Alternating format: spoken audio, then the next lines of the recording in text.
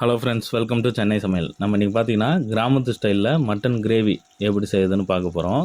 இது வந்து ரொம்பவே சிம்பிளான டிஷ்ஷு. நம்ம ஊர்லலாம் கோயிலில் செய்வாங்க பார்த்தீங்களா, அந்த மாதிரி கிரேவி இது.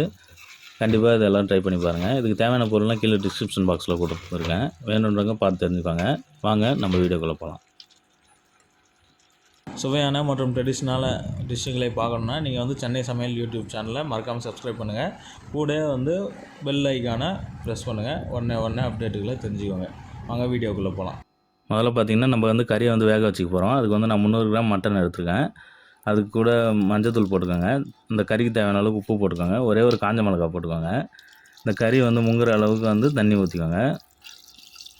இந்த காஞ்ச மிளகாய் அதுக்குன்னு பார்த்திங்கன்னா அது கொதிக்கும் போதே வந்து அந்த மட்டனில் வந்து காரம் இறங்கும். உங்களுக்கு கறிக்கும் டேஸ்ட் கொடுக்கும். அதுக்காக 5 விசில் வச்சுக்கோங்க. மொத்தம் பார்த்திங்கன்னா இப்போ மட்டன் நல்லா வெந்துடுச்சு. இது ஓரமாக வச்சுக்க போகிறோம். இப்போ நம்ம கிரேவிக்கு ரெடி பண்ண போகிறோம். ஒரு கடாயில் வந்து எண்ணெய் ஊற்றிக்கோங்க. நல்லெண்ணெய் ஊற்றிருக்கேன். தேவையான அளவுக்கு எண்ணெய் ஊற்றிக்கோங்க. எண்ணெய் வந்து நல்லா ஹீட் ஆனவுடனே பட்டை லவங்கம் பொடி பண்ணி வச்சுருக்கேன். அந்த பொடி போட்டுக்கோங்க. சோம்பு ஒரு 1/2 ஸ்பூன் போல் போட்டுக்கோங்க. போட்டு இது எல்லாத்தையும் கிண்டி விடுங்க. இதுதான ஒன்று நம்ம வந்து சின்ன வெங்காயம் போட்டு போகிறோம். சின்ன வெங்காயம் வந்து 150 கிராம் போட்டிருக்கேன். நான் 300 கிராம் மட்டன் எடுத்துக்கேன். அதுக்கு 150 கிராம் பாதி அளவுக்கு வந்து சின்ன வெங்காயம் போட்டிருக்கேன். நான் சின்ன வெங்காயம் வந்து கட் பண்ணி போட்டுக்கோங்க. முழுசாக போட வேணாம், பாதி பாதியாக கூட கட் பண்ணி போட்டுக்கலாம். இப்போ சின்ன வெங்காயம் வந்து நல்லா வதங்கிடுச்சு. உங்களுக்கு கலர் சேஞ்ச் ஆகிருக்கு, நல்லா தெரிஞ்சு பாருங்கள். இப்போ வந்து நான் இஞ்சி பூண்டு பேஸ்ட் போட போகிறேன்.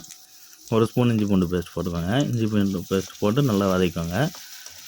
சிம்மில் போட்டு வதக்கிக்கோங்க. அப்போ தான் வந்து உங்களுக்கு வந்து நல்ல ஃப்ளேவர், அந்த இஞ்சி பூண்டோட ஃப்ளேவர் வந்து நல்லா கிடைக்கும். உங்களுக்கு நல்லாவும் வதங்கும். பட்டலவங்கம் வந்து நிறைய பேருக்கு முழுசாக சாப்பிட்டா பிடிக்காது, அதனால் நான் பொடி பண்ணி போட்டிருக்கேன்.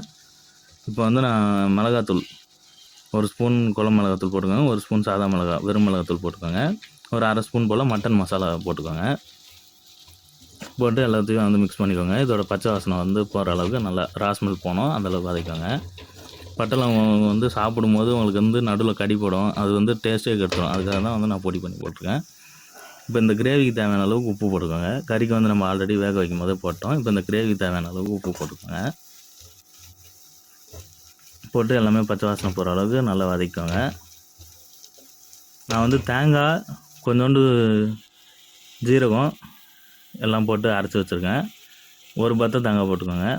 அந்த தேங்காய் வந்து அரைச்சி ஊற்றிக்கோங்க. ஒரு பத்து தேங்காய், கொஞ்சோண்டு கருவேப்பிலை, கொஞ்சோண்டு ஜீரகம் போட்டு அரைச்சி வச்சுருக்கேன். அந்த அரைச்சி வச்சதை போட்டு நல்லா மிக்ஸ் பண்ணிக்க போகிறோம். இது வந்து நல்லா கொதிக்கட்டும்.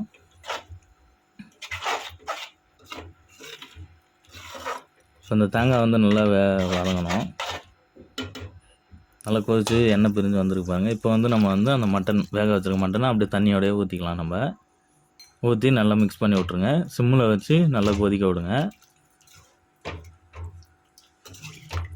உங்களுக்கு வந்து தண்ணியாக குழம்பு மாதிரி வேணுன்றவங்க கொதித்தோடனே வந்து அடுப்பு ஆஃப் பண்ணிட்டு நீங்கள் சாப்பிட்லாம். இது வந்து கிரேவி ஸ்டைலில் வைக்கிறேன் நான். நல்லா திக்காக இருக்கும். ஊர் சைட்லலாம் செய்வாங்க. பார்த்திங்கன்னா நல்லா கொதித்து எண்ணெய் மேலே மருந்து வந்துருக்கு பாருங்கள். இப்போ வந்து இது வந்து குழம்பு வந்து ரெடி. இப்படியே தேவைன்றவங்க இப்படியே வந்து நீங்கள் சாப்பாட்டுக்கு போட்டு பஞ்சு சாப்பிட்லாம். கிரேவியாக இன்னும் கொஞ்சம் கட்டியாக வேணுன்றவங்க இன்னும் நல்லா சிம்லியாக வச்சு கொதிக்க விடுங்க.